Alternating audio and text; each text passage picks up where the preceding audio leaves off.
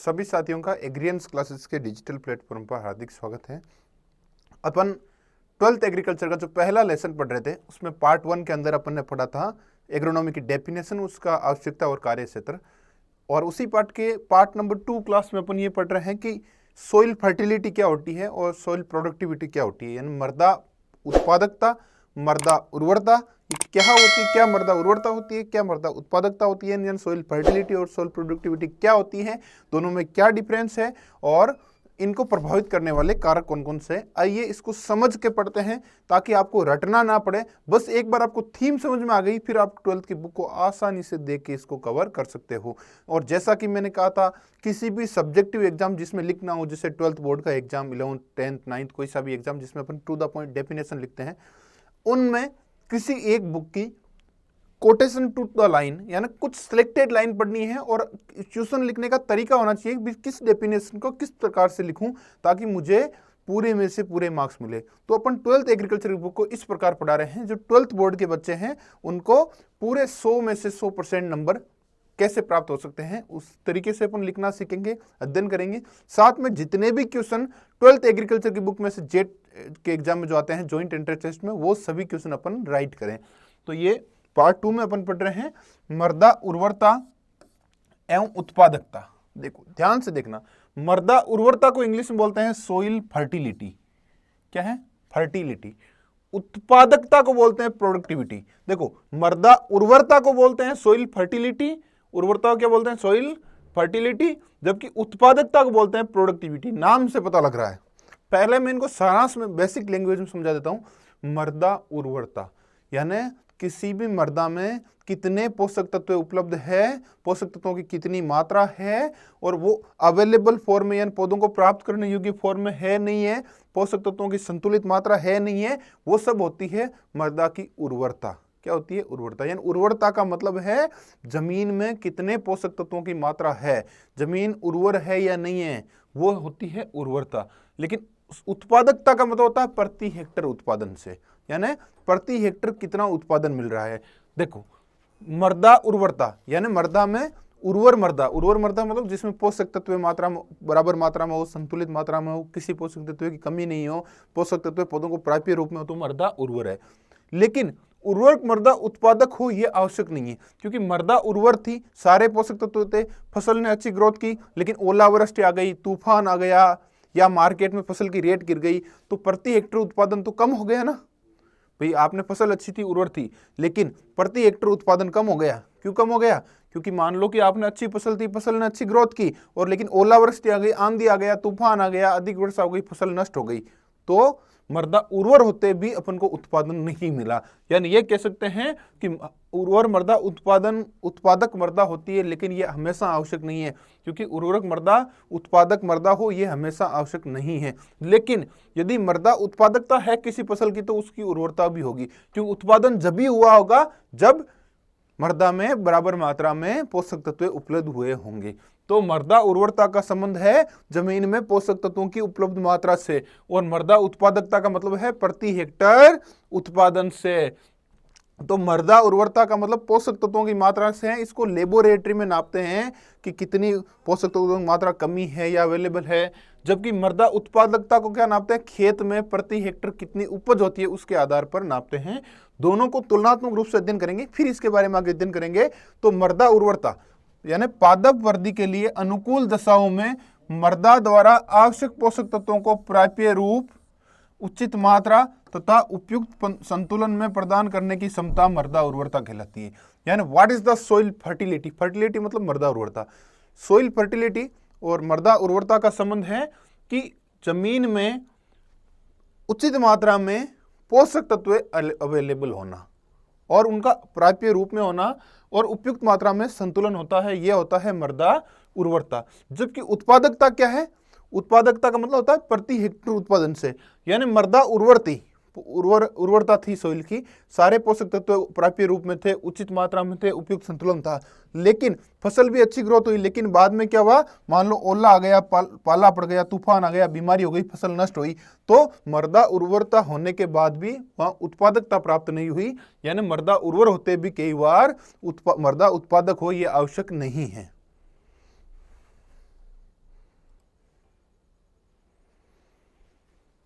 तो अपन पढ़ रहे थे मृदा उर्वरता और मृदा उत्पादकता। तो ये अपन ने समझ लिया था कि मृदा उर्वरता मतलब होता है सोइल फर्टिलिटी। क्या होता है? Soil fertility.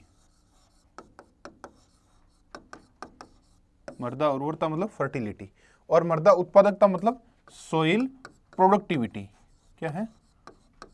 प्रोडक्टिविटी। यानी सोइल फर्टिलिटी का मतलब था मृदा में उपलब्ध पोषक तत्वों का स्तर, यानी कितने पोषक तत्व उपलब्ध है तथा सही अनुपात में है या नहीं है, तथा प्राप्य रूप में है या नहीं, ये तो था मृदा उर्वरता। और उत्पादकता का मतलब था प्रति हेक्टर कितना उत्पादन होता है। तो मृदा उर्वरता का क्या था संबंध? पौधों के आवश्यक पोषक तत्वों का उचित मात्रा सही अनुपात में उपलब्ध कराने की क्षमता क्या कहलाती है? Soil fertility. सोइल फर्टिलिटी की परिभाषा क्या होती है? मृदा उर्वरता का संबंध पौधों के आवश्यक पोषक तत्वों की उचित मात्रा सही अनुपात में उपलब्ध कराने की मृदा की क्षमता क्या कहलाती है? मृदा उर्वरता। जबकि उत्पादकता का मतलब होता है प्रति हेक्टर फसल का उत्पादन कितना होता है। अब दोनों में डिफरेंस पड़ते हैं। मृदा उर्वरता, उर्वर मृदा उत्पादक हो भी सकती है और नहीं भी, बिल्कुल। यदि मृदा उर्वर है यानी पोषक तत्व है तो उत्पादन होगा, ये हमेशा आवश्यक नहीं है। क्यों आवश्यक नहीं है? क्योंकि मृदा उर्वर थी, उर्वर मतलब मृदा की उर्वरता अच्छी थी तो उसमें फसल ने अच्छी वृद्धि की, लेकिन कई बार ओले आ गए, तूफान आ गई, बाढ़ आ गई, जलक्रांति हो गई तो फसल नष्ट हो गई। तो उर्वर होते हुए फसल अच्छी हो गई तो उत्पादक नहीं हुई, क्योंकि प्रति हेक्टर उत्पादन नहीं हुआ, फसल खराब हो गई थी। इसलिए उर्वर मृदा उत्पादक हो ये हमेशा आवश्यक नहीं है, लेकिन उत्पादक मृदा हमेशा उर्वर होगी। क्यों? कि उत्पादक मतलब प्रति हेक्टर उत्पादन अच्छा हुआ है। तो अच्छा उत्पादन जब भी हुआ है जब वो मृदा में पोषक तत्व अच्छे थे। तीसरा डिफरेंस, मृदा की भौतिक दशा, रासायनिक स्थिति, पौधों के आवश्यक तत्वों की मात्रा व उनका संतुलन मृदा उर्वरता का निर्धारण करता है। जो अपन परिभाषा में पढ़ रहे हैं कि मृदा में कितने पोषक तत्व है, मृदा की भौतिक और रासायनिक स्थिति कैसी है, मृदा में पोषक तत्वों का संतुलन कैसा है, वो सब क्या है? मृदा उर्वरता। जबकि उत्पादकता में क्या होता है? ये सब चीजें तो है ही है, साथ में बाहर के फैक्टर, जैसे मैंने बताया था मृदा उर्वरता मृदा उत्पादकता का एक अंग है। क्योंकि मृदा उत्पादन में, उत्पादन मतलब प्रति हेक्टर उत्पादन में मृदा उर्वरता भी आवश्यक है, क्योंकि मृदा उर्वर होगी जब भी तो उत्पादन होगा। तो उत्पादक का मतलब, उत्पादकता का मतलब प्रति हेक्टर उत्पादन से उर्वरता का एक लिमिटेड एरिया है, मतलब मृदा में पोषक तत्वों के स्तर से संबंध है केवल मृदा उर्वरता का। उत्पादकता का क्या है? प्रति हेक्टर उत्पादन से। तो उत्पादकता में उर्वरता भी एक पॉइंट हो गया कि मृदा की उर्वरता, तथा परिवहन में आने वाला खर्च, उपज की कमी, फसल पैदावार करने में व्यय मृदा की उत्पादकता को निर्धारण करते हैं। यानी उत्पादकता एक बिग टर्म से उसका एक पार्ट है मृदा उर्वरता। अगला, मृदा उर्वरता की प्रयोगशाला में जांच की जा सकती है। जैसा अपन ने अध्ययन किया है, मृदा उर्वरता का मतलब होता है प्रति हेक्टर, मृदा में कितने पोषक तत्व है, तो उनकी अध्ययन जांच में करते हैं। जबकि मृदा उत्पादकता का मतलब क्या है? खेत में कितना प्रोडक्शन हुआ उसके आधार पर है, ये प्रयोगशाला में नहीं देखा जाता है। प्रति हेक्टर उत्पादन कितना होता है उसको उत्पादकता कहते हैं। तो उत्पादकता एक बिग टर्म्स है जो अनेक फैक्टर से प्रभावित होती है, उसका एक फैक्टर है मृदा उर्वरता। पांचवा पॉइंट है, मृदा उर्वरता मृदा उत्पादकता का एक मुख्य अंग है। बिल्कुल जो अपन ने कहा था कि मृदा उर्वरता, सॉइल फर्टिलिटी, मृदा उत्पादकता का एक पार्ट है, ठीक है। जबकि मृदा उत्पादकता एक व्यापक शब्द है जिसके अंतर्गत मृदा उर्वरता भी आती है तथा दूसरे भी भौतिक व आर्थिक क्रियाएं या नियम भी सम्मिलित है। यानी सारांश क्या निकला? सारांश ये निकला कि मृदा उत्पादकता का संबंध प्रति हेक्टर से है, जो प्रति हेक्टर उत्पादन से माना जाता है, तथा मृदा उत्पादकता एक व्यापक शब्द है जिसमें मृदा उर्वरता एक अंग है ही है, साथ में भौतिक व आर्थिक नियम भी सम्मिलित है। तो यदि सारांश की परिभाषा क्या कही जाती है मृदा उर्वरता की? मृदा उर्वरता की परिभाषा यह निकलेगी कि मृदा उर्वरता का संबंध मृदा के पोषक तत्वों की मात्रा सही अनुपात उपलब्ध कराने की क्षमता से है, तथा मृदा उर्वरता प्रयोगशाला में नापी जाती है और मृदा उत्पादकता का एक अंग है। जबकि मृदा उत्पादकता क्या है? प्रति हेक्टर उत्पादन से संबंधित है, जिसका मृदा उर्वरता भी एक अंग है। तो मृदा उत्पादकता एक व्यापक शब्द है जिसका एक पार्ट मृदा उर्वरता भी है, और मृदा उत्पादकता में मृदा उर्वरता के अलावा आर्थिक व भौतिक नियम भी सम्मिलित हैं। तो यह था मृदा उर्वरता और मृदा उत्पादकता में अंतर, मैंने अच्छे से समझाया। कोई भी क्वेरीज हो तो आप एग्रीएंस क्लासेस के चैट बॉक्स में डाल सकते हो, हमारी फैकल्टी उसको सोल्व करेगी।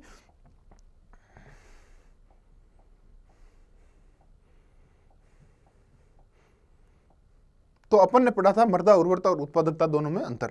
अब एक एक करके पढ़ेंगे, मृदा उर्वरता को प्रभावित करने वाले कारक, फिर मृदा उत्पादकता को प्रभावित करने वाले कारक। तो पहले पढ़ते हैं मृदा उर्वरता, यानी प्रति हेक्टर मृदा उर्वरता मतलब जमीन में पोषक तत्वों की कितनी मात्रा है, संतुलित मात्रा है, किस रूप में है, वो सब किससे था, उर्वरता। और उर्वरता के प्रभावित करने वाले कारक को पहले पढ़ेंगे, फिर उत्पादकता के प्रभावित करने वाले कारक को।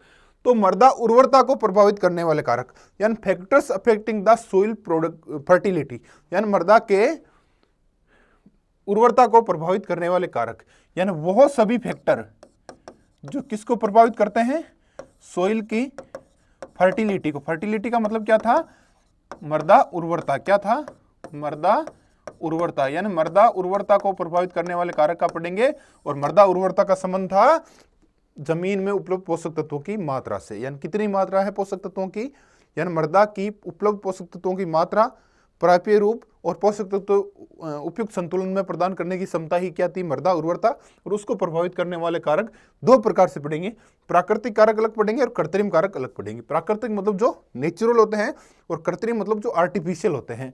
तो मृदा उर्वरता को प्रभावित करने वाले कारकों में पहले अपन पढ़ रहे हैं प्राकृतिक कारक यानी नेचुरल फैक्टर। क्या है, नेचुरल फैक्टर। मृदा उर्वरता को प्रभावित करने वाले नेचुरल फैक्टर कौन कौन से हैं। पहला है पेरेंट मटेरियल यानी पैतृक पदार्थ। पैतृक पदार्थ का मतलब जैसे मृदा की उत्पत्ति अपने पैतृक पदार्थ से होती है, यानी मान लो कि यह पैतृक पदार्थ और इससे मृदा का निर्माण हुआ। ये ऐसा नहीं मृदा ऐसी दिखती है, मैं समझाने के लिए बता रहा हूं। और ये पैतृक पदार्थ से मृदा का निर्माण हुआ। ये पैतृक पदार्थ में पोषक तत्व ज्यादा थे, क्या होते हैं, तो इससे बनने वाली मृदा भी उपजाऊ होगी। और यदि इसमें पोषक तत्व कम थे तो इससे बनने वाली मृदा में भी पोषक तत्व कम होंगे, तो उपजाऊ कम होगी। तो जैसा पैतृक पदार्थ होगा वैसा ही मृदा का निर्माण होगा। यदि पैतृक पदार्थ अम्लीय था उससे बनने वाली मृदा भी अम्लीय होगी। पैतृक पदार्थ क्षारीय था उससे बनने वाली मृदा भी क्षारीय होगी। और पैतृक पदार्थ अम्लीय था तो उससे जो मृदा निर्माण होगी वो उपजाऊ नहीं होगी। और यदि पैतृक पदार्थ क्षारीय था उससे बनने वाली मृदा में भी क्षारों की मात्रा अधिक होगी, भारी मृदा होगी तो उसकी उर्वरता अधिक होगी।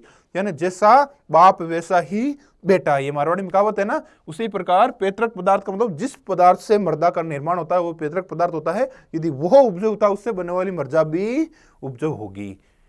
जैसे मृदा की उर्वरता पैतृक पदार्थ पर निर्भर करती है, जिस पदार्थ से मृदा का निर्माण हुआ है। ठीक है, यदि पैतृक पदार्थ में पोषक तत्व अधिक होंगे तो उससे निर्मित करने वाली मृदा भी क्या होगी, उपजाऊ। और यदि इस पैतृक पदार्थ में पोषक तत्वों की मात्रा कम होगी तो उससे बनने वाली मृदा भी उपजाऊ नहीं होगी। दूसरा पॉइंट है स्थलाकृति।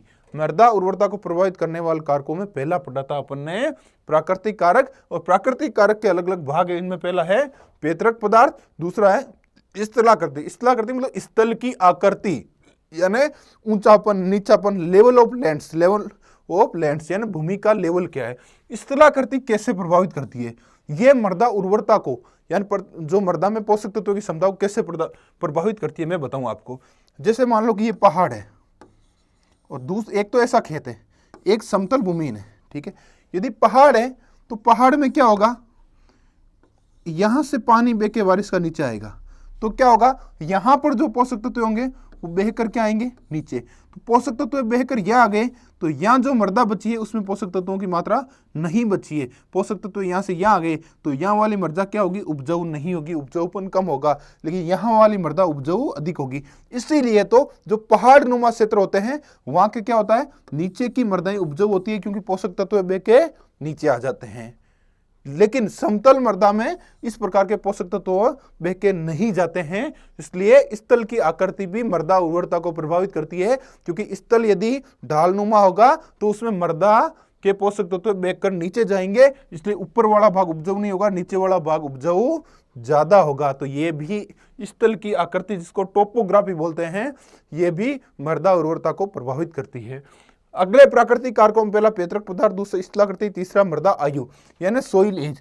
मृदा आयु मृदा उर्वरता को यानी मृदा की पोषक तत्व प्रदान करने की क्षमता को कैसे प्रभावित करता है। देखो, एक खेत है उसमें आप पहली बार फसल बो रहे हो, बार बार फसल बो रहे हो, तो बार बार फसल बो रहे हो तो प्रत्येक बार फसल पोषक तत्वों का अवशोषण करती है। तो एक तो नई मृदा है, एक ऐसा खेत है जिसमें बार बार फसल बो रहे हो, जिसमें बार बार फसलें अपना पोषक तत्वों का अवशोषण कर रही है, तो उसमें धीरे धीरे उस मृदा की जैसे जैसे आयु होती जाती है, टाइम बढ़ता जाता है, तो अधिक फसल उगाते हैं तो उसमें पोषक तत्वों की मात्रा में कमी आ जाती है। दूसरा, जैसे देखो मृदा आयु के साथ साथ मृदा उर्वरता कम होती है। कैसे होती है? क्योंकि एक ही फसल में अपन बार बार फसल उगा रहे हैं तो वो धीरे धीरे मृदा पुरानी होती जा रही है, उसमें फसल अपने पोषक तत्व अवशोषण कर लेती है और उसमें पोषक तत्वों की स्तर कम होती है, इसलिए मृदा उर्वरता कम होती जाती है। तथा लगातार फसलें उगाने के साथ मृदा क्षरण व अपक्षालन के कारण भी उसकी उर्वरता धीरे धीरे कम होती जाती है। तो मृदा उर्वरता में प्राकृतिक कारणों में पैतृक पदार्थ इसला करती है, मृदा अयोग हो गया। चौथा है जलवायु। जलवायु कैसे मृदा उर्वरता को प्रभावित करती है? जलवायु भी एक प्रकार का प्राकृतिक कारक है, कृत्रिम तो है नहीं। जलवायु कैसे पोषक तत्व उर्वरता को प्रभावित करती है, मैं बताता हूँ। देखो, जैसे मान लो किसी एरिया की जलवायु में वर्षा अधिक होती है। क्या होती है? वर्षा अधिक है। यदि अधिक वर्षा होगी तो खेत में पानी भरेगा, पानी भरेगा तो अधिक पानी भरने से पोषक तत्व जमीन में बह के नीचे आ जाएंगे। क्या आ जाएंगे?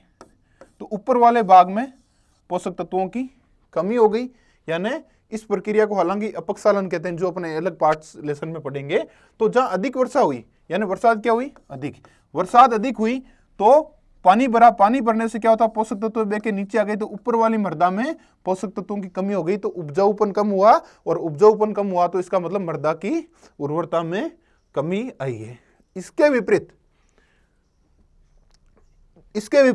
एक और भी उदाहरण है, जैसे किसी एरिया में कम वर्षा होती है। क्या होती है? वो भी मृदा उर्वरता को प्रभावित करती है, क्योंकि वर्षा कम होती है और किसी एरिया में कम वर्षा होती है और तापमान अधिक होता है। क्या होता है?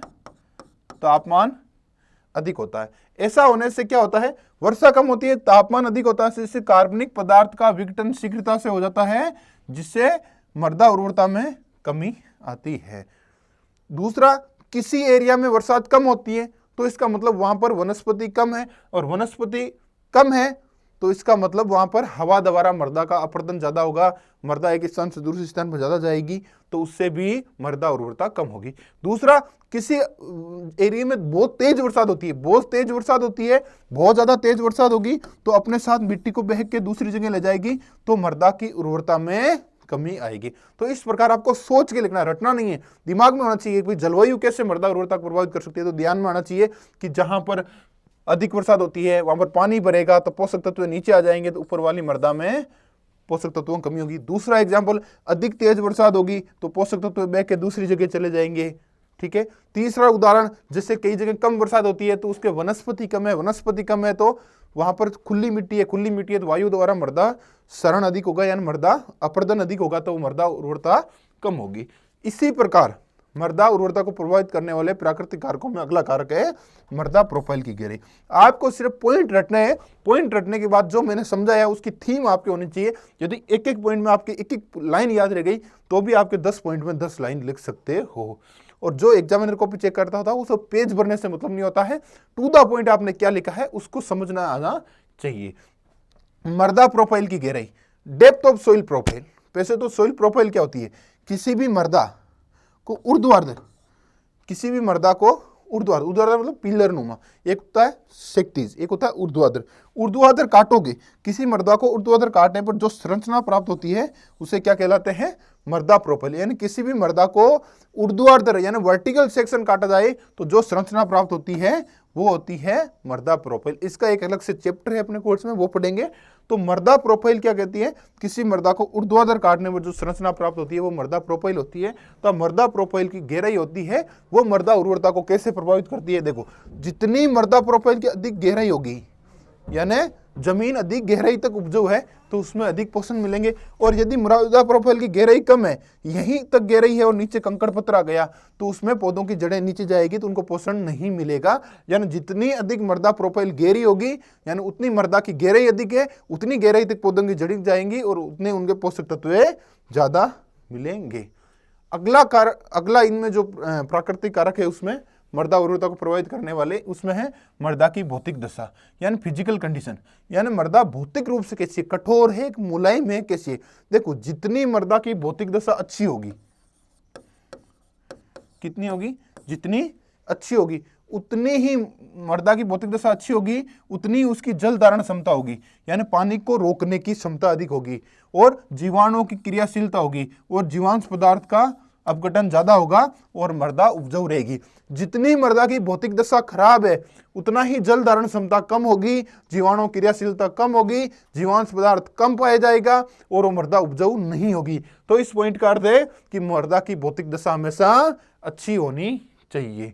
अगला है मृदा अपर्दन।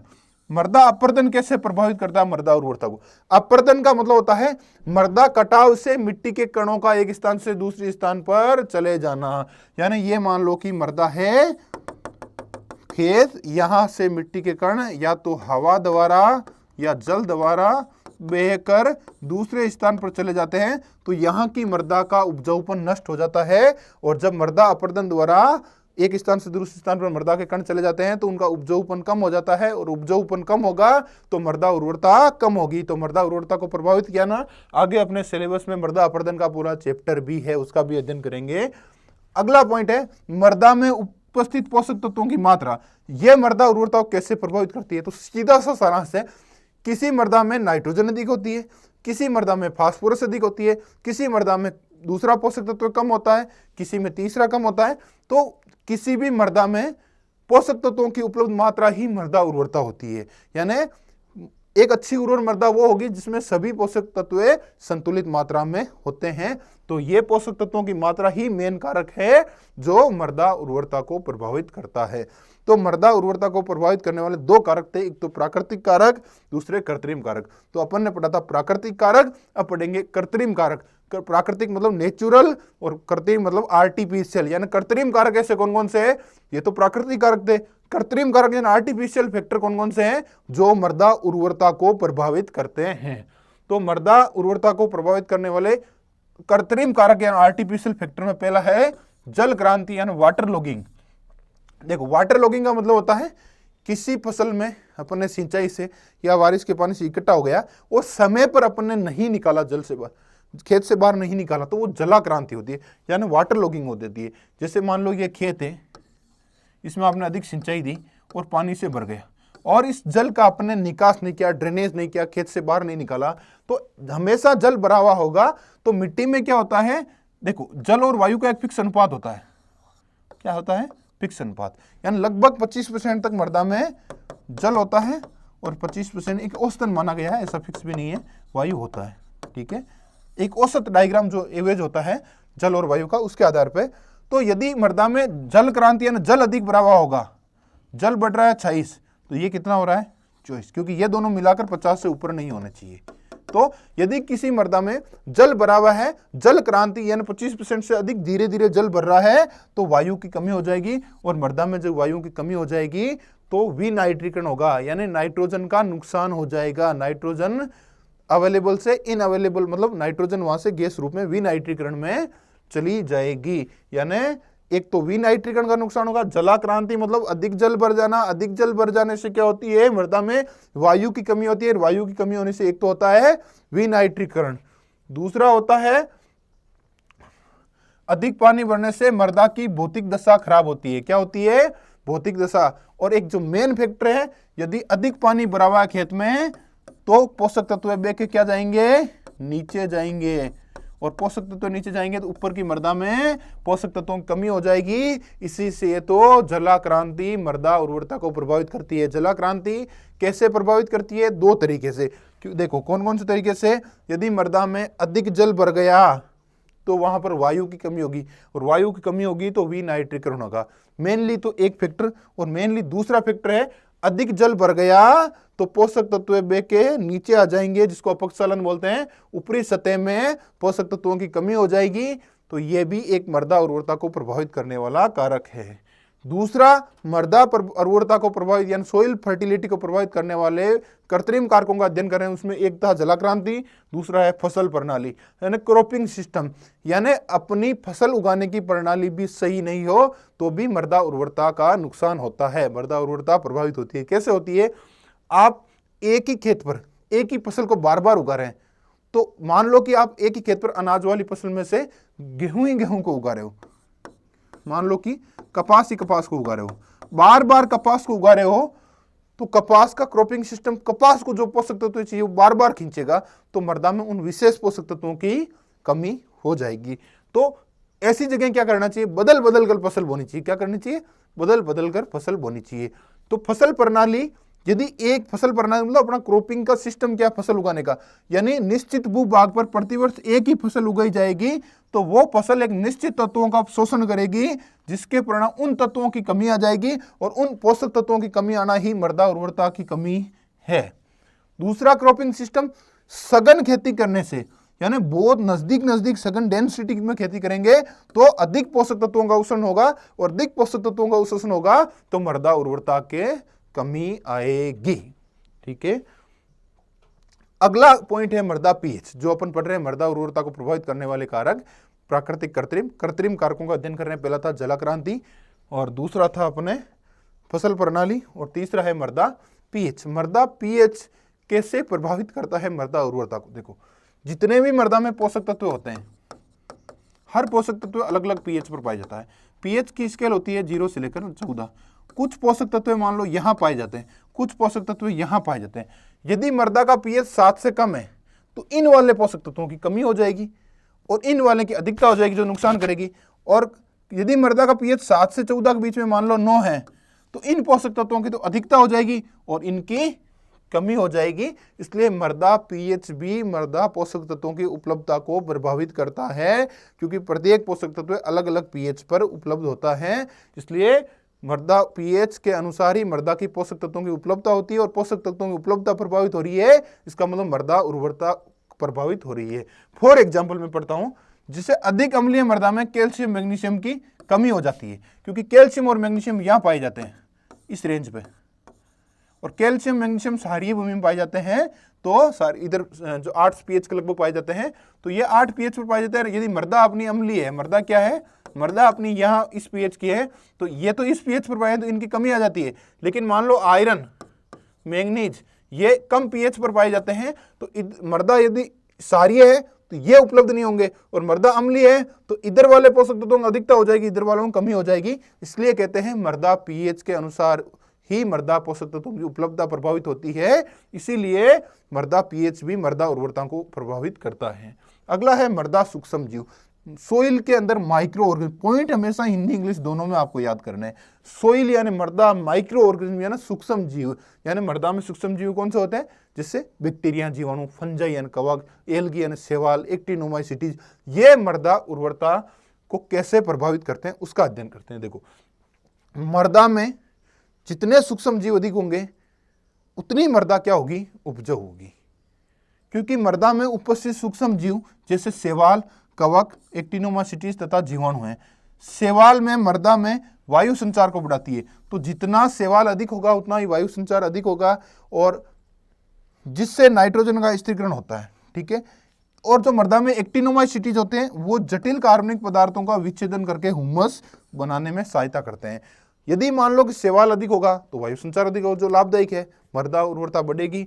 और यदि एक्टिनोमाइसीटीज अच्छी मात्रा में है तो कार्बनिक पदार्थ का विच्छेदन होकर हुमस बनेगा, और हुमस बनेगा, हुमस ऑर्गेनिक पदार्थ है, इससे मृदा में पोषक तत्वों की मात्रा बढ़ेगी, तो मृदा उर्वरता बढ़ेगी।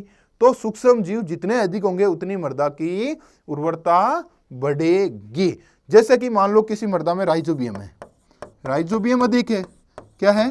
राइजोबियम एक तरह का जीवाणु है जो लेग्यूमिनेसी कुल की फसलों की जड़ों में गांठों के रूप में पाया जाता है। ये पौधा है, इसकी जड़ों में गांठों के रूप में राइजोबियम पाया जाता है। यदि राइजोबियम जीवाणु अधिक है तो राइजोबियम का क्या काम है? वायुमंडलीय नाइट्रोजन को पौधों की जड़ों में स्थिरीकरण करना, यानी फिक्सेशन ऑफ नाइट्रोजन का कार्य करता है। और राइजोबियम एक तरह का जीवाणु है, जीवाणु का मतलब एक तरह का सूक्ष्म जीव है, और यह अधिक मात्रा में होगा तो वायुमंडलीय नाइट्रोजन पौधों को अधिक मिलेगी, और नाइट्रोजन एक प्रकार के पोषक तत्व है, अधिक मिलेंगे, और पोषक तत्वों की मात्रा बढ़ेगी, पौधों को पर्याप्त मात्रा में मिलेगा, तो पोषक तत्वों की मात्रा बढ़ना ही क्या है? एक तरह की मृदा उर्वरता का बढ़ना। तो जितने अधिक सूक्ष्म जीव होंगे उतनी अधिक किसी मृदा की उर्वरता अधिक होगी। अगला पॉइंट है मृदा में कार्बनिक पदार्थ की मात्रा। मृदा में कार्बनिक पदार्थ की मात्रा मृदा उर्वरता को कैसे प्रभावित करती है? देखो, कार्बनिक पदार्थ सड़ने पर पौधों के लिए आवश्यक तत्व प्रदान होते हैं। कोई भी कार्बनिक पदार्थ है, जैसे किसी फसल का अवशेष है, वो तब तक तो रॉ मेटेरियल है, लेकिन वो सड़ जाता है, क्या होता है? डिकम्पोजिशन हो जाता है, वो सड़ जाता है, तो उसमें क्या मिलते हैं?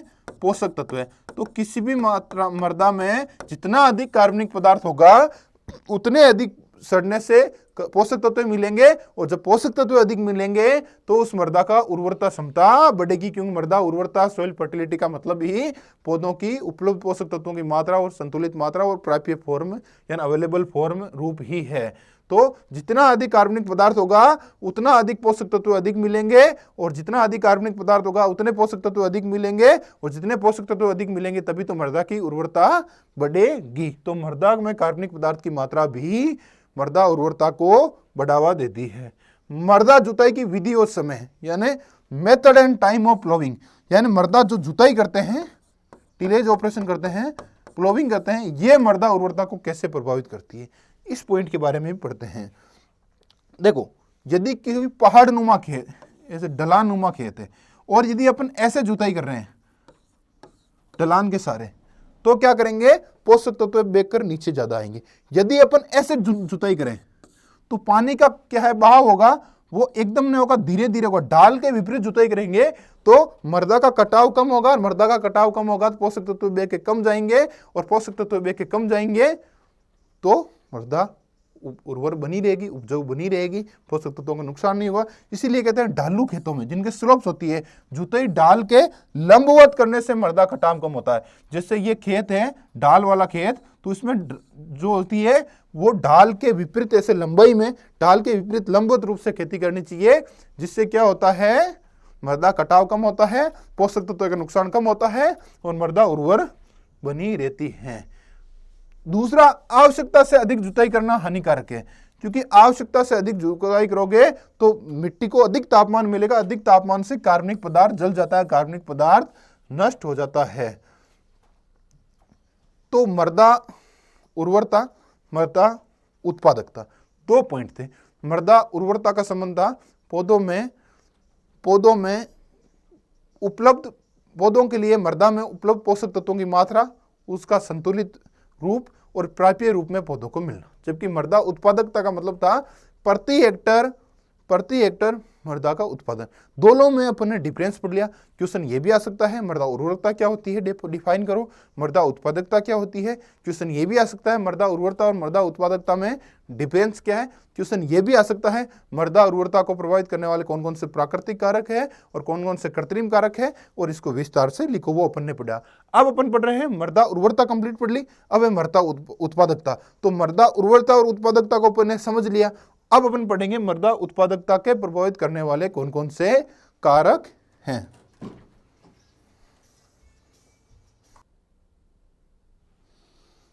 तो अपन ने मृदा उर्वरता क्या होती है वो पढ़ लिया, मृदा उत्पादकता क्या होती है वो पढ़ लिया। मृदा उर्वरता और मृदा उत्पादकता में डिफरेंस पढ़ लिया। मृदा उर्वरता को प्रभावित करने वाले कारकों के प्राकृतिक कारक व कृत्रिम कारकों का अध्ययन कर लिया। अब मृदा उत्पादकता को प्रभावित करने वाले कौन से कारक है उसके बारे में अध्ययन करते हैं।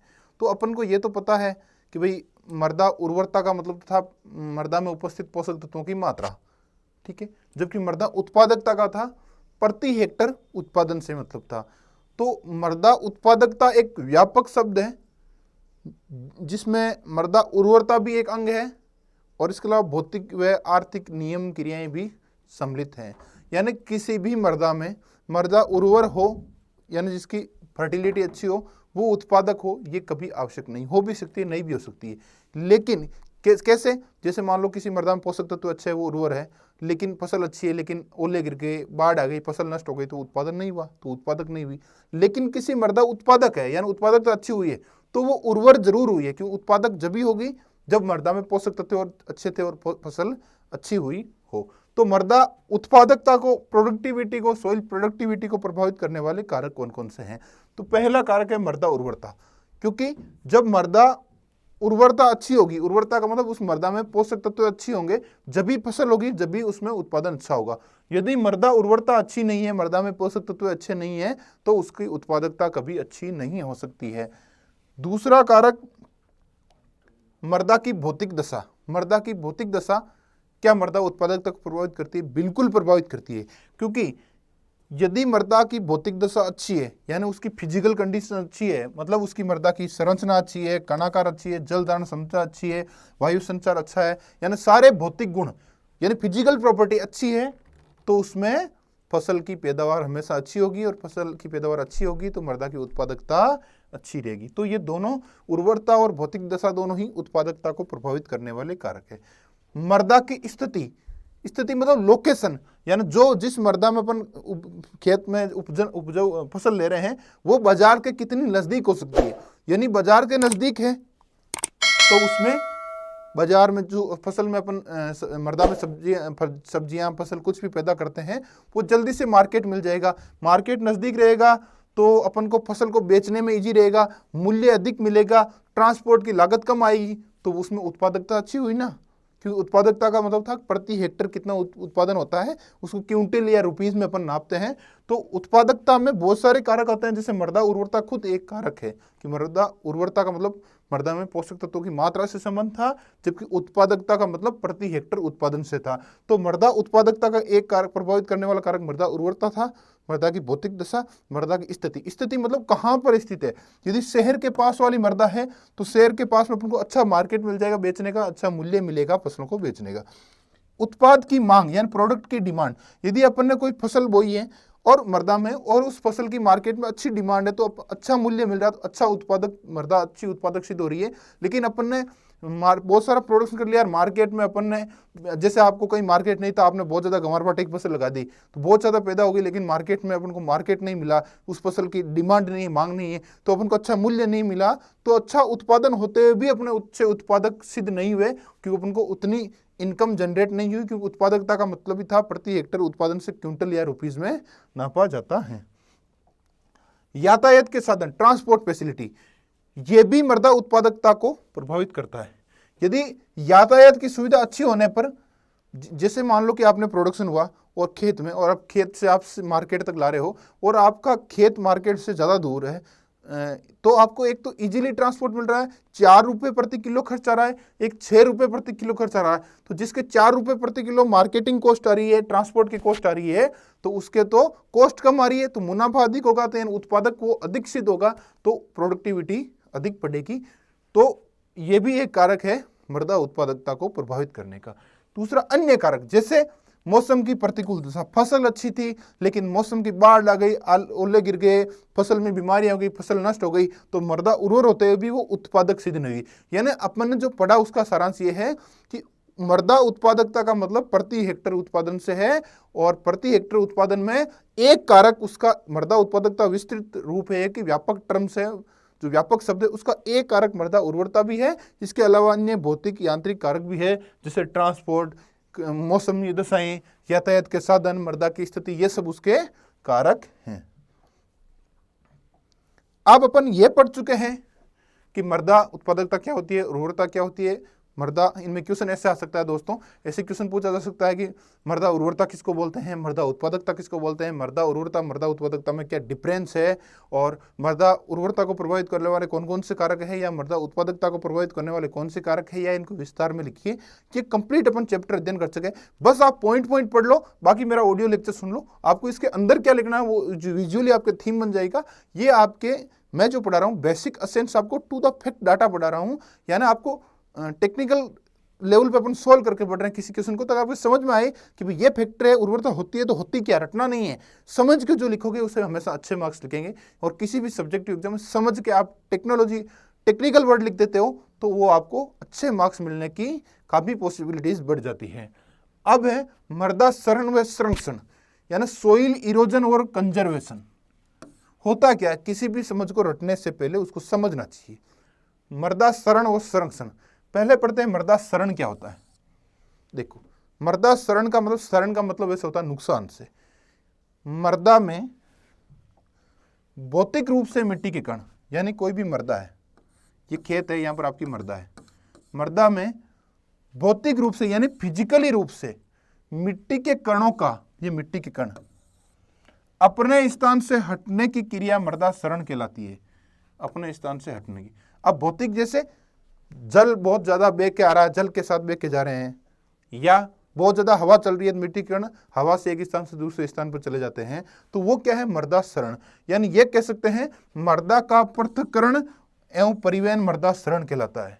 यानी ये भी कह सकते हो भौतिक रूप से, क्या है ये शब्द बहुत इंपॉर्टेंट है, फिजिकल रूप से, भौतिक रूप से, फिजिकल फॉर्म से, भौतिक रूप से मिट्टी के कणों का एक स्थान से दूसरे स्थान पर जाना, यानी मृदा का पृथक्करण और परिवहन होना ही मृदा क्षरण कहलाता है। इसको इंग्लिश में बोलते हैं सोइल इरोजन। हिंदी के साथ इंग्लिश के शब्द याद रखना बहुत जरूरी है। क्या है, सोइल इरोजन। क्या होता है, सोइल इरोजन। क्या होता है, सोइल इरोजन, मृदा अपरदन। डेफिनेशन पूछी जा सकती है, ये डेफिनेशन लिखनी है आपको एजेंट। भौतिक रूप से मिट्टी के कणों का अपने स्थान से हटने की क्रिया मृदा क्षरण कहते हैं।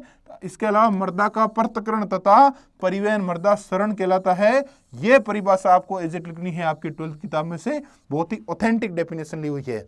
अब मृदा अपरदन का मतलब समझ गए आप, भौतिक रूप से मिट्टी के कणों का एक स्थान से दूसरे स्थान पर चले जाना मृदा क्षरण है। जल से जा सकता है, वायु से जा सकता है, और मेनली मृदा अपरदन के दो ही कारण होते हैं, एक तो जल और एक वायु। और जल द्वारा होता है तो मृदा जल अपरदन, और मृदा अपरदन वायु से होता है मृदा वायु अपरदन। दो प्रकार का होता है।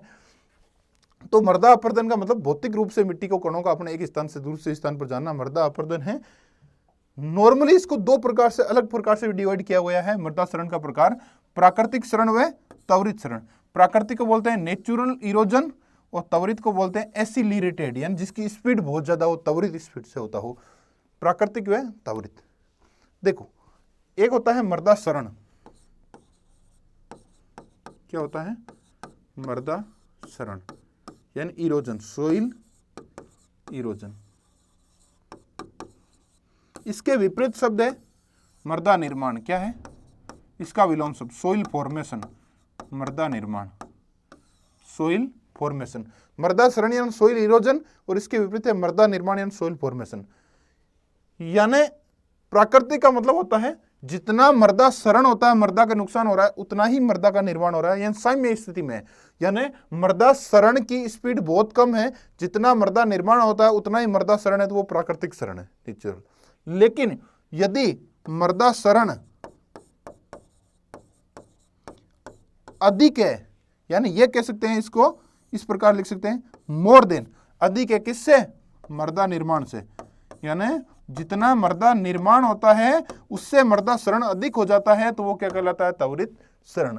और प्राकृतिक क्षरण वह होता है जब वनस्पति से ढका हो, स्पीड कम होती है सोइल इरोजन की। लेकिन जब वनस्पति विहीन होता है, जैसे आपने बहुत ज्यादा पशुओं को चरा दिया या वनों को खुदाई करके नष्ट कर दिया, वनस्पति विहीन मृदा में हमेशा त्वरित क्षरण होता है। तो सिंपल डेफिनेशन है, प्राकृतिक क्षरण का मतलब होता है कि जितना मृदा निर्माण होता है उतना ही मृदा क्षरण होता है वनस्पति से ढकी हुई मृदा में, तो वो प्राकृतिक, that is the natural erosion. ठीक है, यानी नेचुरल इरोजन वो होता है जहां सोइल इरोजन और सोइल फॉर्मेशन बराबर मात्रा में होता है। ठीक है, और त्वरित एसिलरेटेड इरोजन मतलब जिसमें इरोजन यानी मृदा क्षरण की गति ज्यादा हो, यानी मृदा निर्माण यानी सोइल फॉर्मेशन की तुलना में सोइल इरोजन ज्यादा स्पीड से हो, वो होता है एसिलरेटेड इरोजन। अब मेनली मुख्य रूप से मृदा अपरदन यानी सोइल इरोजन यानी मिट्टी के कणों का एक स्थान से दूसरे स्थान पर भौतिक रूप कारकों के कारण चले जाना मृदा अपरदन यानी सोइल इरोजन था। ये मुख्य रूप से वैसे दो भागों बांटा गया है कि जल अपरदन और वायु अपरदन। किसके आधार पर, यदि जल द्वारा अपरदन हो रहा है, मृदा क्षरण हो रहा है, मृदा अपरदन मृदा क्षरण एक ही बात है। मृदा अपरदन या मृदा क्षरण जल द्वारा होता है, जल अपरदन कहलाता है। वायु द्वारा होता है तो वायु अपरदन कहलाता है। इनको अलग अलग भागों में बांटा गया है, जल अपरदन को अलग अलग भागों में बांटा गया है, वायु अपरदन को, जिसके बारे में अपन अध्ययन कर रहे हैं। पहले है जल द्वारा अपरदन यानी वाटर इरोजन। इरोजन मतलब अपरदन, यानी सोइल इरोजन का मतलब क्या था, मिट्टी के कणों का एक स्थान से दूसरे स्थान पर चला जाना, जिसको मृदा सरण बोलते हैं। क्या बोलते हैं? मृदा अपरदन या मृदा सरण। और मृदा सरण यदि जल द्वारा होता है तो वो जल अपरदन यानी जल सरण है, यानी जो वाटर सोइल इरोजन यानी मृदा जल सरण। और मृदा सरण वायु द्वारा होता है, मृदा वायु अपरदन या मृदा वायु सरण कहलाता है।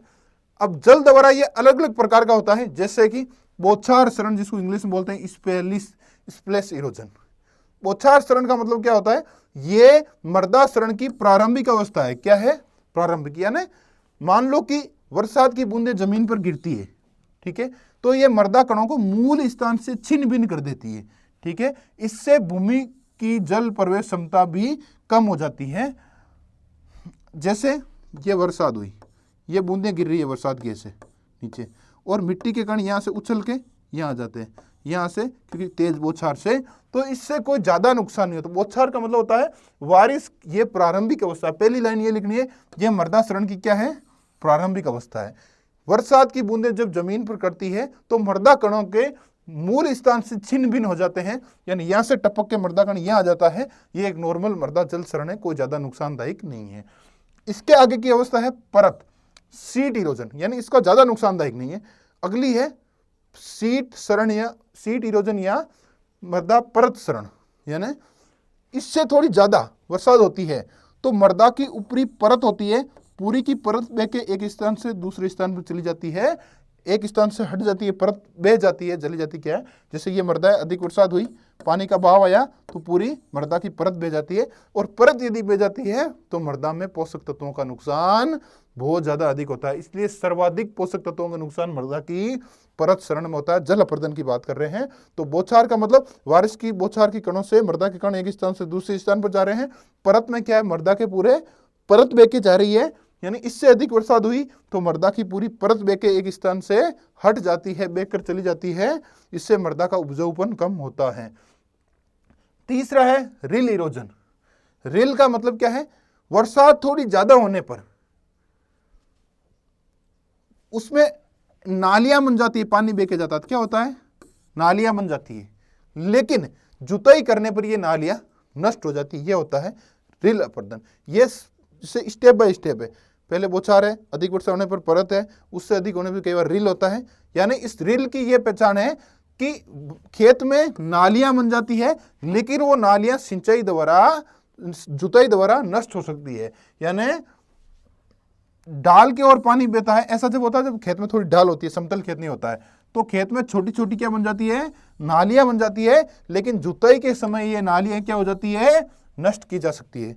लेकिन इससे ज्यादा बरसात हो, यानी इससे आगे की अवस्था बोल सकते हैं, वो है अवनालिका सरण या गली इरोजन। तो जल अपरदन चार है: बौछार, परत, रिल, अवनालिका या गली। ठीक है। बौछार मतलब स्प्लैश, जिसमें क्या होता था? बारिश के कणों के कारण कण एक स्थान से दूसरे स्थान पर लुढ़क जाते थे। परत में क्या है? पूरी परत बह के चली जाती है। और रिल में क्या है? छोटी छोटी नालियां बनती है जो जुताई द्वारा नष्ट की जा सकती है। उससे आगे की अवस्था कि जब खेत में ढाल अधिक हो, क्या हो? ढाल अधिक, यानी खेत में स्लोप अधिक हो। तो जो इससे पहले की अवस्था थी रिल सरण, जिसमें क्या करती? छोटी छोटी नालियां बनती थी। ये नालियां क्या करती है? अधिक पानी बहने पर बड़ा आकार ले लेती है, बड़ी नालियां बन जाती है। क्या बन जाती है? बड़ी नालियां बन जाती है। और ये बड़ी नालियां, इतनी बड़ी नालियां बन जाती है, खेत में जुताई करते हैं तो जुताई से नष्ट नहीं होती है। यानी अवनालिका सरण जब ढाल अधिक होता हो तो जो रिल सरण द्वारा बनाई गई नालियां थी वो और गहरी हो जाती है या चौड़ी हो जाती है, जिससे अधोमरता यानी सब सरफेस सोइल भी कटने लग जाती है, और ये जुताई द्वारा समाप्त नहीं होती है। जबकि रिल अपरदन में छोटी नालियां बनती तो जुताई द्वारा नष्ट हो जाती है, लेकिन अधिक बरसात होने पर रिल अपरदन वाली नालियां चौड़ी और गहरी हो जाती है, जो जुताई द्वारा नष्ट नहीं की जा सकती है, और खेती में कृषि कार्य करना कठिन हो जाता है। तो ये तो था अपना जल अपरदन। अब है जलीय सरण को या जलीय अपरदन को या वाटर इरोजन को प्रभावित करने वाले कारक कौन कौन से हैं। पहला अपन पढ़ रहे हैं जलवायु।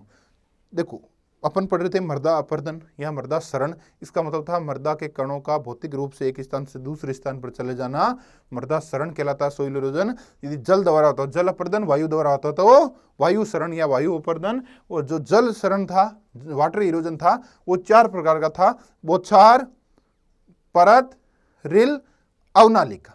चार पढ़ लिए। यानी स्प्लेश, जो स्प्लेश, सीट, रिल और गली, 4 प्रकार का था। और इस जो 4 प्रकार का अपर्दन होता था यानी जल अपर्दन, इसको प्रभावित करने वाले कारक कौन कौन से हैं। फिर पढ़ेंगे वायु अपर्दन, वायु अपर्दन के प्रकार, फिर उसको प्रभावित करने वाले कारक।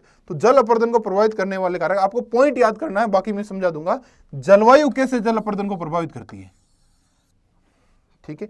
जलवायु का सीधा सीधा प्रभाव जल अपर्दन पर पड़ता है, क्योंकि जलवायु का प्रभाव कैसे होता है, यदि जलवायु किसी क्षेत्र की ऐसी है जिसमें वर्षा बहुत ज्यादा हो, क्या हो, जहां वर्षा अधिक होगी, और जब वर्षा अधिक होगी, वर्षा की गहनता अधिक होगी, तो जल का बहाव अधिक होगा, और जल का बहाव अधिक होगा तो मृदा का कटाव अधिक होगा, मृदा अपर्दन अधिक होगा। सिंपल सी बात है। दूसरा, जैसे मान लो कि जलवायु ऐसे भी प्रभावित कर सकती है, किसी एरिया में तापमान अधिक है, क्या है, तापमान अधिक है, तापमान अधिक है तो तापमान अधिक होने से अपक्षय अधिक होता है, यानी चट्टानों का अपक्षय अधिक होता है। किसका, चट्टानों का अपक्षय होता है, जिससे मृदा क्षरण होता है। क्या होता है, मृदा क्षरण होता है। दूसरा प्रभावित करने वाला कारक है स्थलाकृति यानी टोपोग्राफी, यानी स्थल की आकृति। देखो, समतल खेत होगा तो मृदा का कटाव कम होगा, लेकिन ढाल होगी तो पानी बह के तेज आएगा, पानी बह के तेज आएगा तो मिट्टी का कटाव ज्यादा होगा। तो स्थल हमेशा समतल होगा तो कम मृदा क्षरण होगा, और स्थल में यदि ढलान होगी तो पानी का बहाव तेज होगा और जल अपर्दन ज्यादा होगा। तो ये भी स्थल की आकृति, जिसको इंग्लिश में टोपोग्राफी बोलते हैं। Topography affect the water erosion, ठीक है। दूसरा, मृदा के गुण, सोइल कैरेक्टरिस्टिक, यानी मृदा के गुण कैसे मृदा अपर्दन को प्रभावित करते हैं, जल अपर्दन को, वो अपन करते हैं। देखो, मृदा में कणाकार होते हैं, एक तो कण होते हैं सैंड, एक सिल्ट। जब अपने 11th की एग्रीकल्चर पढ़ी थी या बेसिक एग्रीकल्चर, उसमें पढ़ा था सैंड, सिल्ट, क्ले, यानी बालू, और सिल्ट को सिल्ट, क्ले को मतलब मृति का। जो यदि मृदा में सैंड यानी बालू अधिक है तो उसमें के कणों में चिपकाव कम होता है, वो जल से जल्दी कट जाते हैं। यानी आपने सैंडी सोइल देखी हो, रेतीली जमीन, वो पानी से जल्दी कट जाती है। लेकिन यदि काली मिट्टी है, बारीक मिट्टी है, जिसमें क्ले की, मृतिका की मात्रा अधिक है, यानी काली मिट्टी को आपने देखो काले खेतों में, उसमें बारिश से इजीली नहीं बह के नहीं जाती है, क्योंकि उसमें चिपकाव क्षमता ज्यादा होती है। और जो क्ले मृदा होती है, इसमें पानी की जो जल धारण क्षमता है वो भी अधिक होती है, हल्के से पानी से बह के नहीं जाती है, जल को सोख लेती है, जबकि सैंडी सोइल की जल धारण क्षमता कम होती है। वनस्पति का प्रभाव, प्लांट इफेक्ट, यानी पौधों की वनस्पति का जल अपर्दन पर क्या प्रभावित होता है। देखो वो कैसे प्रभावित करती है। देखो, यदि किसी मिट्टी में पेड़ पौधे अधिक है,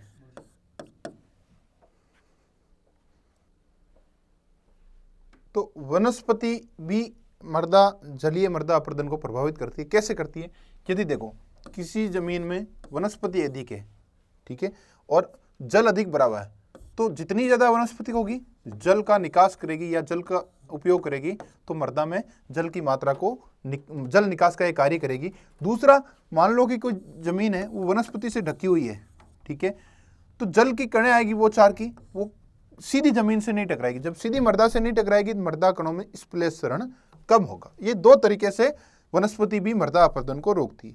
अगला है मानवीय कारक, जैसे ह्यूमन फैक्टर।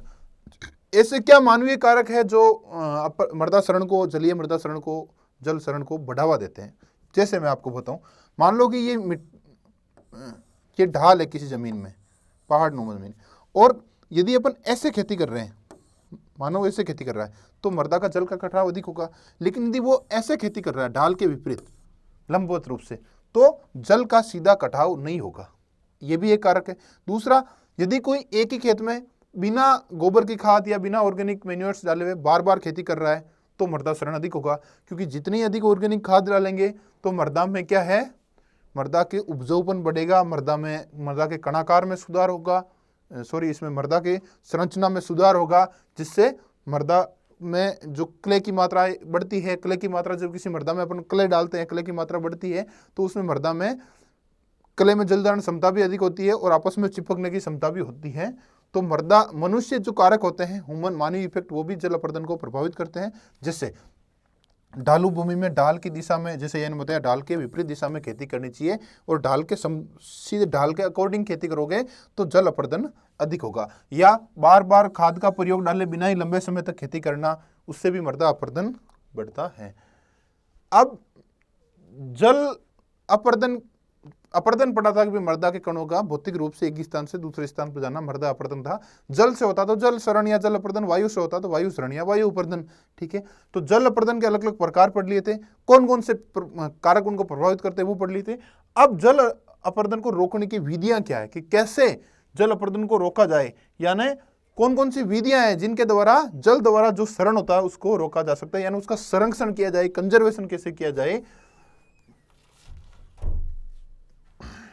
यानी मृदा संरक्षण विधियां, यानी मृदा को कंजर्वेशन, यानी मृदा अपर्दन यानी मृदा शरण को रोकने वाली विधियां मृदा संरक्षण की विधियां कहलाती है। मृदा संरक्षण की विधियों को अलग अलग भागों में बांटा है। तो पहले पढ़ते हैं जैविक विधियां। क्या है मृदा संरक्षण की बायोलॉजिकल मेथड, यानी जैविक विधियां कौन कौन सी है। जैविक विधियों में ए पार्ट है सस्य संबंधी यानी एग्रोनॉमिक मेथड, यानी सस्य विधियां कौन कौन सी है। जैसे समोच्च खेती, समोच्च खेती का मतलब कंटूर विपिंग। देखो कंटूर या समोच्च का मतलब होता है हमेशा ढाल के विपरीत समान ऊंचाई पर खेती करना, समान ऊंचाई पर खेती करना और ढाल के विपरीत। देखो ये जैसे पहाड़ नुमा एरिया है, ठीक है, ये इसकी ढाल ऐसे है, इसके विपरीत और समान दिशा में ये पौधा यहाँ समान ऊंचाई पर खेती कर रहे हो, इसे समोच्च खेती करते हैं। ऐसा करने से क्या होता है, जल अपर्दन कम होता है, पानी बह के कम जाता है, जल का संरक्षण अधिक किया जा सकता है। ये होती है समोच्च। समोच्च का मतलब होता है ढाल के विपरीत समान ऊंचाई, दो शब्द, ढाल है ये, इसके विपरीत और समान ऊंचाई पर। इस पौधा ये पौधा समान ऊंचाई पर है, तो जब पानी आएगा रुक रुक के आएगा, सीधा नहीं आएगा एकदम, तो उससे जल अपर्दन को रोका जा सकता है। तो ये जो अपन पढ़ते हैं मृदा संरक्षण की जैविक विधियों में पहला है सस्य संबंधी विधियां, और सस्य संबंधी विधियों में पहली है समोच्च या कंटूर, जिसकी परिभाषा ये है। दूसरा है इसी के अंदर है भू परिष्करण। क्या है, सस्य संबंधी विधियों में समोच्च है, दूसरी कौन सी है भू परिष्करण का मतलब था टीलेज। देखो अच्छी तरीके से मृदा में भू परिष्करण या जुताई करने से मृदा की संरचना में सुधार किया जा सकता है। क्या है, भू परिष्करण का सही विधियां और औजारों को अपना से मृदा संरचना ठीक की जा सकती है। हमेशा जो बारानी क्षेत्र होते हैं उनमें गहरी जुताई करनी चाहिए, क्योंकि बारानी क्षेत्रों में आप गहरी जुताई करो, जब भी बरसात होगी तो पानी नीचे तक जाएगा, तो उसमें मृदा जल का संरक्षण अच्छा होगा और जल का बहाव कम होगा। इससे मृदा संरक्षण में कमी आएगी, यानी इरोजन में कमी आएगी। मल्चिंग, मल्चिंग का मतलब होता है हिंदी में पलवार। मल्च का मतलब होता है मृदा को घास या पौधों की डंठलों द्वारा ढक कर मृदा संरक्षण को कम किया जा सकता है। जैसे ये मृदा है, ये पौधे हैं, तो पौधे के जड़ वाले भाग को छोड़कर चारों तरफ से ये तो प्लास्टिक की थैली से या कूड़ा करकट से ढक देते हैं। इससे क्या होता है, एक तो जो बारिश की बूंदें आती है वो सीधी नहीं टकराती, ठीक है, सीधी नहीं टकराती है। वैसे मल्चिंग के जिससे क्या होता है, सीधी नहीं टकराती है तो जल द्वारा अपर्दन कम होता है। दूसरा एक और फायदा है कि जैसे मान लो कि ये तो इरोजन के मामले में ये जब ढकी हुई रहती है तो यहाँ पर खरपतवार भी कम उगते हैं। क्या उगते हैं, खरपतवार भी कम उगते हैं, वो एक अलग फायदा है। तो मल्चिंग क्या होता है, मल्च का मतलब होता है पौधों के अलावा जो खाली जगह होती है पौधों के बीच में, उसको किसी प्रकार से ढक देना, कवर कर देना। प्लास्टिक से कवर करते हो तो प्लास्टिक मल्चिंग, प्लास्टिक पलवार कहलाएगा। घास फूस से कर दिया करो, किसी भी वेस्ट प्रोडक्ट से आप उसको ढक देते हो तो बीच की जगह को कवर कर देते हो, तो वो कहलाती है मल्चिंग, ताकि बरसात की सीधी बूंदें इससे नहीं टकराए। अगला है फसल चक्र। देखो फसल चक्र कैसे होता है, फसल चक्र का मतलब बदल बदल कर फसलें बोना, एक बार गहरी जड़ वाली, एक बार उतली जड़ वाली, एक बार अनाज वाली, एक बार दाल वाली, ऐसी फसलें बदल बदल कर फसलें उगानी चाहिए। बदल बदल कर फसलें उगाने से क्या होता है, मृदा की उर्वर क्षमता बनी रहती है, और जो मृदा उर्वर अधिक है उसमें कार्बनिक पदार्थ कम है तो उसका मृदा क्षरण कम होगा। अगला पट्टियों में फसल बोना, sowing of crops in strips, यानी पट्टियों का मतलब कैसे है, इस प्रणाली में फसलें ढाल के विपरीत समानांतर पट्टियों में बोई जाती है।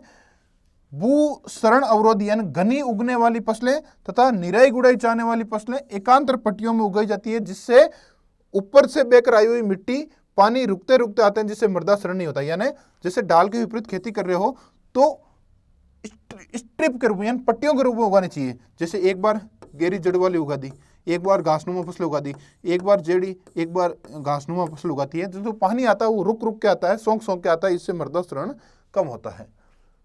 अब घास संबंधी उपाय, जिससे अपने सस्य संबंधी उपाय पढ़े थे, अब है घास संबंधी उपाय। घास संबंधी उपाय किस प्रकार मृदा क्षरण को रोकते हैं? ठीक है, घास संबंधी उपाय देखो, उगाई गई क्षेत्रीय फसलों के मध्य घास की पट्टियां बो देने से मृदा क्षरण में मदद मिलती है। फसल चक्र में अन्य फसलों के साथ घास को भी उगाने की विधि को ले फार्मिंग कहते हैं। यानी क्या होता है, जैसे मान लो कि फसल है, सपोज एक लाइन ये, एक लाइन ये, इसके बीच की जो खाली जगह है उसमें घास उगा देते हैं। घास उगाने से क्या, यहां घास उग गई, वनस्पति से जमीन कवर हो गई, तो बारिश की बूंदें सीधी नहीं टकराएगी और पानी जो एक बह के जा रहा था वो घास में से बह के जाएगा, तो उसकी गति भी कम हो जाएगी, जिससे मृदा का कटाव कम होगा। और हमेशा फसलों के साथ घास को उगाना क्या कहलाता है? Ley farming. क्या कहलाता है? Ley farming. वृक्षारोपण से कैसे मृदा जल संरक्षण किया जा सकता है? वृक्ष मृदा क्षरण को रोकने के लिए अच्छे साधन है।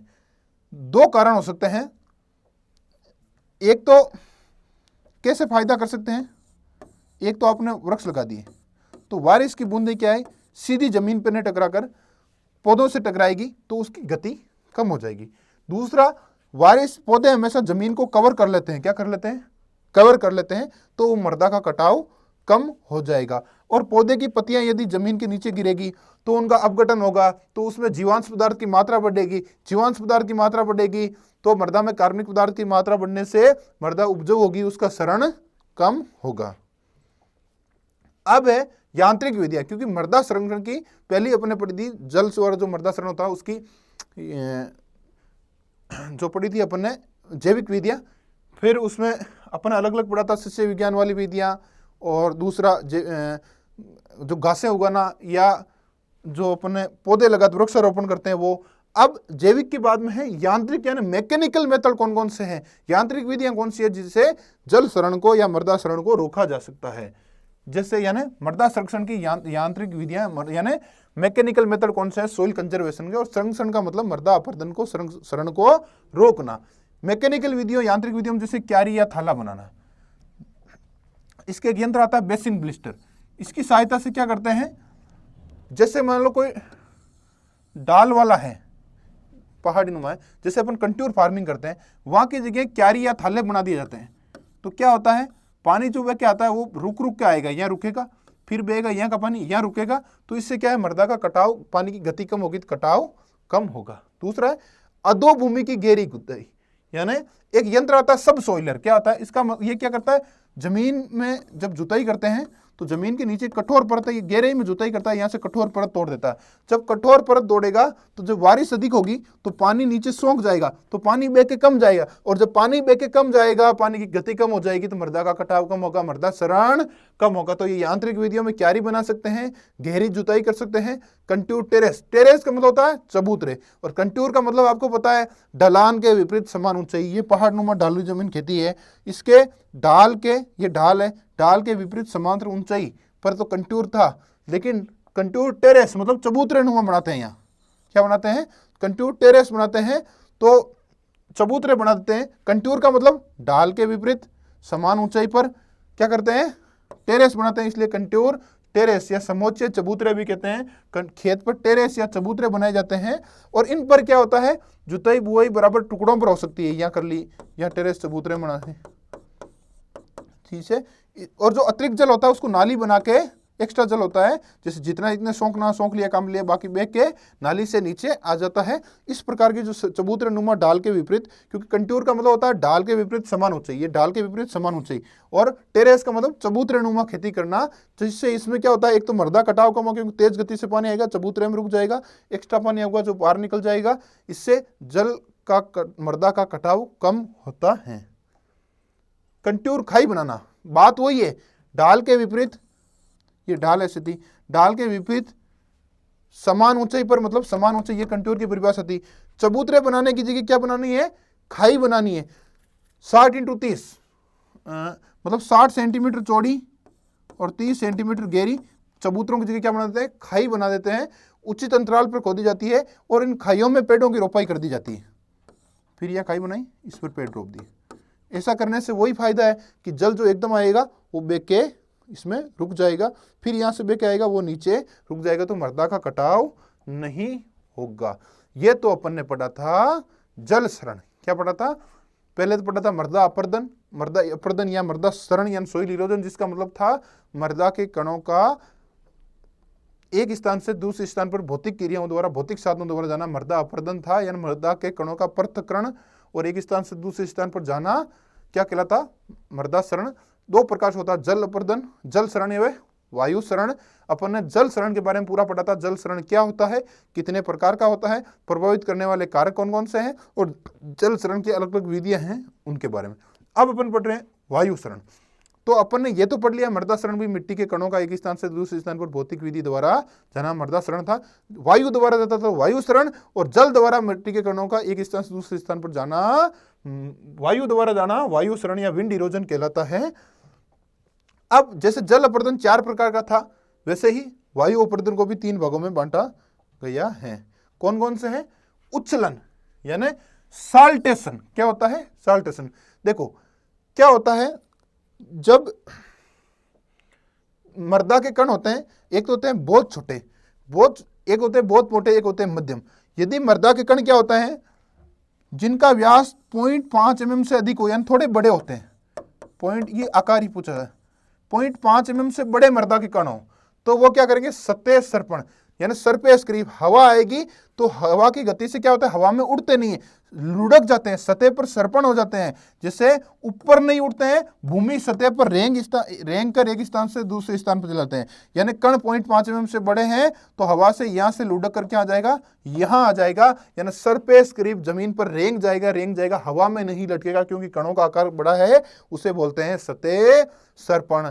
लेकिन दोस्तों यदि कण इससे थोड़े छोटे हो, यानी 0.1 से 0.5 के मध्य हो, तो वो क्या करेंगे? ये तो लुढ़क रहते, वो क्या करेंगे? उछल जाएंगे, थोड़े छोटे होंगे, उछल कर एक स्थान से दूसरे स्थान पर चलाएंगे, रेंग कर देने जाएंगे, क्या आएंगे? उछल जाएंगे, उसे बोलते हैं उछलन। यानी जब मृदा के कणों का आकार 0.1 से 0.5 mm के मध्य हो, तो वो क्या करते हैं? कण क्या करते हैं? एक स्थान से उछलते हैं और थोड़े उछल कर दूसरी जगह गिर जाते हैं, यह कहलाता है उच्छलन। ठीक है। तीसरा होता है निलंबन, यानी मृदा के कण इतने छोटे हो, 0.1 mm से भी छोटे हो, तो वो क्या करते हैं? निलंबन यानी हवा में लटक जाते हैं। जैसे शाम को आंधी आती है, दूसरे दिन देखते हैं धुंधली सी धीरे धीरे डस्ट गिरती रहती है, क्योंकि वो कण बहुत छोटे होते हैं। यानी निलंबन का मतलब इस क्रिया में मृदा के और भी छोटे कण जिनका व्यास 0.1 mm से कम हो, वो हवा के साथ उड़कर वातावरण में लटक जाते हैं, सस्पेंशन हो जाते हैं, और धीरे धीरे एक स्थान से दूसरे स्थान पर गिरते रहते हैं, वो होता है सस्पेंशन। यानी बड़े कण हुए तो सतह सर्पण होंगे 0.5 mm से बड़े, उससे छोटे कण हुए तो एक स्थान से रेंगने की जगह उछल कर दूसरे स्थान पर गिर जाएंगे, उनका आकार होता है 0.1 से 0.5 mm, उछलन को बोलते हैं साल्टेशन। और उससे भी छोटे कण होंगे 0.1 mm से छोटे, तो मृदा के कण छोटे कण होते हैं जो हवा के साथ उड़कर हवा में लटक जाते हैं। तो दोस्तों इनमें से जल अपर्दन और वायु अपर्दन में से हमेशा जेट के एग्जाम में आपके एक क्वेश्चन आया है, वेरी वेरी इंपॉर्टेंट टॉपिक है, और इसमें से आप नोट कर लेना, इसके कणों का आकार, उछलन, निलंबन, सतह सर्पण के कणों का आकार अक्सर पूछा जाता है। अब है जैसे जल अपर्दन को प्रभावित करने वाले कारक थे, ऐसे मृदा अपर्दन यानी मृदा शरण को प्रभावित करने वाले कौन कौन से कारक हैं, यानी factors affecting the wind erosion, यानी वायु द्वारा जो शरण होता है उसको प्रभावित करने वाले कारक। जैसे जलवायु, आपको पॉइंट याद रखना है, बाकी जो मैं ऑडियो लेक्चर दे रहा हूं उसको समझ के आपको एनालिसिस करना है। जिस दिन आपके समझ में आ गया उस दिन आपको बस पॉइंट याद करने के अलावा कुछ याद नहीं करना है। जैसे जलवायु कैसे प्रभावित करती है मृदा शरण को, देखो जहां पर शुष्क जलवायु होगी, क्या होगी? शुष्क जलवायु वाले क्षेत्रों में जहां वर्षा कम होती है, तापमान अधिक होता है, वायु की गति तेज होती है, वह वायु शरण अधिक होगा। कैसे? जैसे मान लो कि पश्चिमी राजस्थान, वहां की जलवायु जैसलमेर, बाड़मेर, बीकानेर, आदि नागौर से उधर की, जोधपुर की, तो वहां क्या है? बरसात कम होती है, धूप ज्यादा होती है, तेज हवाएं चलती है। जब हवा की गति क्या होगी, वायु की गति क्या होगी?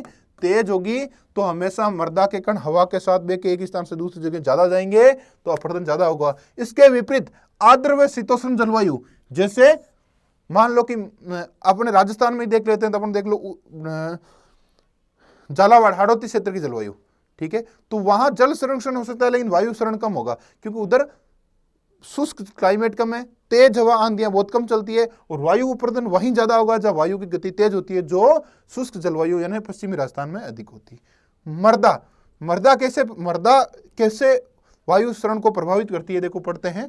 मृदा के भौतिक गुण जैसे कणाकार, घनत्व तथा कार्बनिक पदार्थ की मात्रा, नमी की मात्रा मृदा वायु सरण को प्रभावित करते हैं। कैसे करते हैं मैं आपको बताता हूं। पहले अपन लेते हैं कणाकार, कणों का आकार। 3 प्रकार के होते हैं मृदा में कण, सैंड, सिल्ट, क्ले। अपन 11th की एग्रीकल्चर में पढ़ चुके हैं। कोई भी दिक्कत हो, कोई भी टॉपिक, तो एग्रीन्स क्लासेस का ऐप डाउनलोड करें। एग्रीन्स क्लासेस के ऐप पर सारे टॉपिक विस्तार से समझा रखे हैं, फाउंडेशन कोर्स के रूप में जेट का, वहां से आप डाउनलोड करके इसको पढ़ सकते हैं। अब कणाकार की बात करें, जैसे मृदा में क्ले कण अधिक है, यदि मृदा में क्ले कण अधिक है तो जीवांश पदार्थ की मात्रा अधिक है, जीवांश पदार्थ की मात्रा अधिक है तो उस मृदा में क्या है, चिपकने की क्षमता कणों में अधिक है, तो वो हवा द्वारा एक स्थान से दूसरे स्थान पर कम जाएंगे। लेकिन जैसे मान लो कि बालू, सैंड, सिल्ट, क्ले में से सैंड की मात्रा अधिक है, यानी बालू की मात्रा अधिक है, तो वो चिपकने की क्षमता कम है, वो हवा के साथ एक स्थान से दूसरे स्थान पर जाएगी। तो मृदा भी कहीं ना कहीं, मृदा के गुण भी हमेशा वायु सरण को प्रभावित करते हैं। तीसरा, वनस्पति, वेजिटेशन। देखो किसी भी शब्द को हिंदी और इंग्लिश दोनों में याद रखना। वेजिटेशन यानी वनस्पति मृदा सरण को कैसे प्रभावित करती है। देखो जहां मान लो कि पेड़ पौधे अधिक है, किसी पर पेड़ पौधे अधिक है तो हवा की गति कम होगी, क्योंकि पेड़ पौधे हवा से टकराएंगे, और वहां पर जो जमीन है वहां पर तेज गति से हवा नहीं आएगी, तो वो मृदा वायु द्वारा कण एक दूसरे स्थान नहीं जाएंगे। जैसे मान लो यहाँ पर घास उगा रही है छोटी छोटी, और यहाँ पर मिट्टी है, एक समतल जमीन है, तो जो घास वाली जमीन है वहां पर मृदा के कण यहाँ से यहाँ घास में अटक जाएंगे, वो एक दूसरे स्थान से हवा में नहीं जाएंगे। तो वनस्पति रहने से हमेशा वायु सरण कम होता है। स्थलाकृति या टोपोग्राफी, स्थल की आकृति, ये सीधी सी बात है। समतल जमीन होगी तो मृदा सरण कम होगा, ढाल वाली जमीन है तो उसमें यहां से हवा, मृदा के कण बह के हवा के साथ लुढ़क के नीचे ज्यादा आ जाएंगे। तो ढलान वाली भूमियों में हमेशा मृदा कटाव अधिक होता है, मृदा सरण अधिक होता है। अब है वायवीय सरण नियंत्रण के सिद्धांत, यानी वायु द्वारा जो विंड इरोजन होता है, जो वायु द्वारा सरण होता है, उसको रोकने की क्या क्या प्रिंसिपल है, कैसे रोके जा सकते हैं। देखो पहला है, क्या क्या सिद्धांत है। वायु की गति तेज होगी तो वायु सरण अधिक होगा, मृदा सरण अधिक होगा।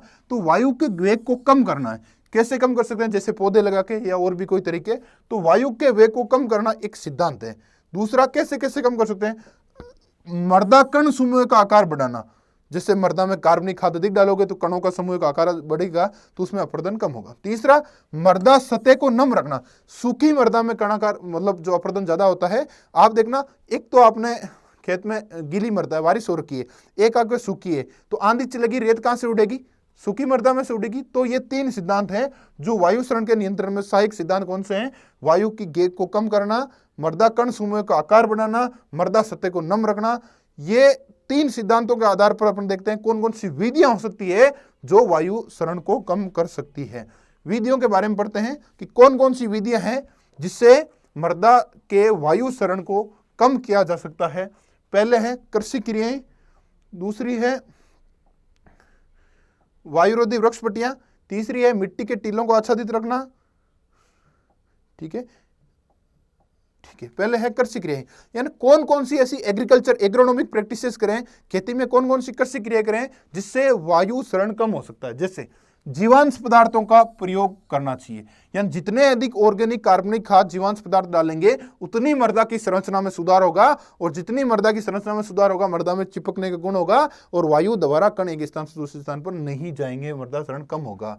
दूसरा, मृदा में हरी खाद वाली फसलों का प्रयोग करना, क्योंकि हरी खाद क्या किसको कहते हैं, किसी भी फसल को हरी अवस्था में काट कर खेत में दबा दिया जाता है। जैसे मान लो ढेंचा,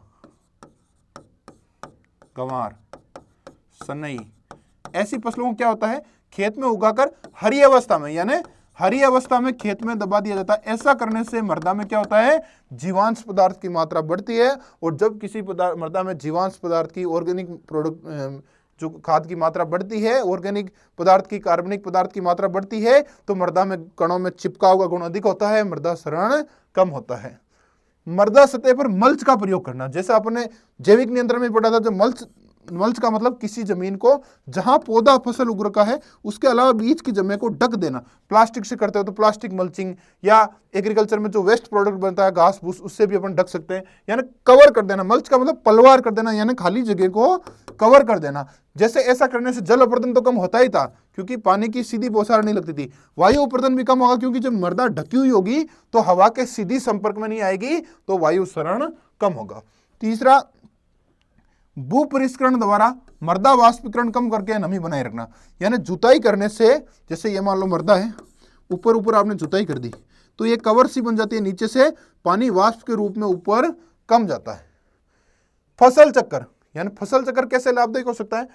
क्या होता है, एक बार घास वाली जैसे मान लो घास वाली फसलें और दाल वाली फसलें अपने साथ उगई, तो उससे क्या होता है, मृदा संघनन को फायदा मिलता है।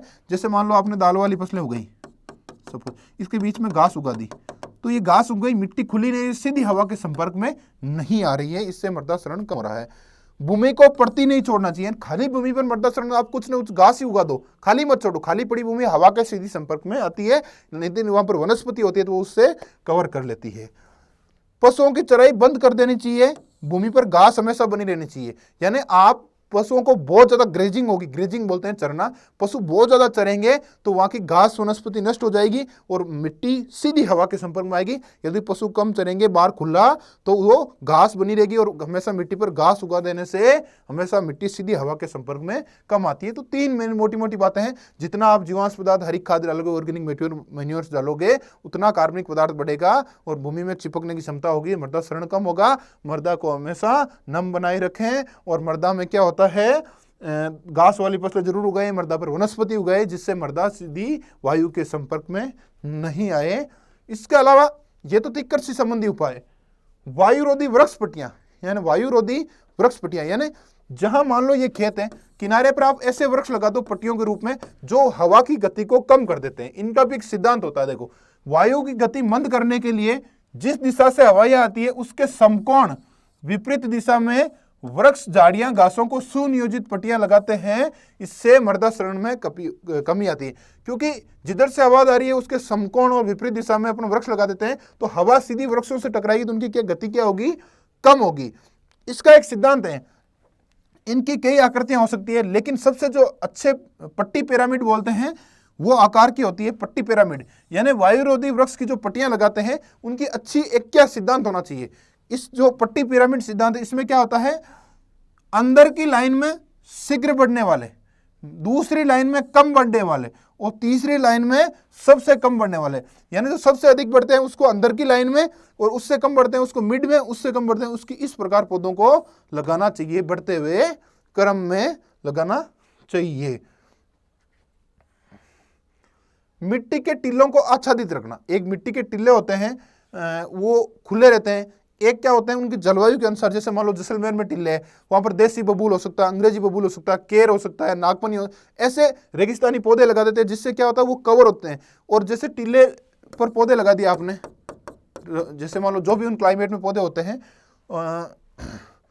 तो ये एक तरह का मल्च का काम करते हैं। यानी इस कवर को क्या ढक लेते हैं, मल्चिंग, एक तरह का मिट्टी की परत को ढक लेते हैं पौधे, तो वो क्या होता है, सीधी हवा के संपर्क में नहीं आती है, तो उसमें अपर्दन कम होता है। जैसे रेगिस्तान में उगने वाली झाड़ियां, घासें मृदा क्षरण में सहायक होती हैं। अब मैं कुछ वृक्ष, झाड़ियां और घासों के एग्जाम्पल हैं जो एग्जाम में पूछे जाते हैं, जेट एग्जाम में भी, और भी बहुत सारे ICR वगैरह के एग्जाम में, और 12th बोर्ड के एग्जाम में, कौन कौन से वृक्ष और झाड़ियां हैं, घासें हैं जो रेगिस्तान के लिए सहायक है, वायु क्षरण, रेगिस्तान में मृदा क्षरण को रोकने में सहायक है। नाम पूछे जाते हैं। खेजड़ी, क्या है, खेजड़ी। खेजड़ी का जो साइंटिफिक नेम है प्रोसोपिस सिनेरेरिया, नोट कर लो। इसके अलावा शीशम, जिसका नाम है डलबर्जिया सीसो। इसके अलावा रोहिडा, टिकोमेला अंडुलाटा। इसके अलावा विलायती बबूल, जिसको प्रोसोपिस जूलीफ्लोरा बोलते हैं। इजरायली बबूल को बोलते हैं अकेसिया टोर्टेलिस। इसके अलावा कुछ झाड़ियां भी है, श्रब्स है, झाड़ियों को इंग्लिश श्रब बोलते हैं, जैसे खीप, फोग, अरंडी, चढ़बेरी। कुछ घासें जैसे सेवन घास, अंजन घास, ये भी क्या होता है, रेगिस्तान को रोकने में सहायक है। इनके साइंटिफिक नेम भी आप याद कर लेना।